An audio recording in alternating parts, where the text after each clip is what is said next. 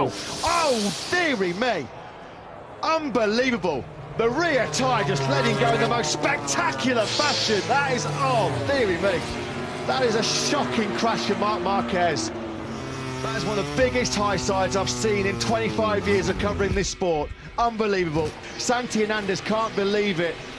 Unbelievable. What an incident for the 8 times world champion. I'm so happy to report he's on his feet. I mean, he must have been 12, 15 feet in the air there, the Repsol Honda man. Marc Marquez, thankfully, up on his feet. Understandably, I think, a little bit shaken. He's just out the back of the Repsol Honda box, but on the back of a scooter, so I wonder if he's heading down for some medical checks.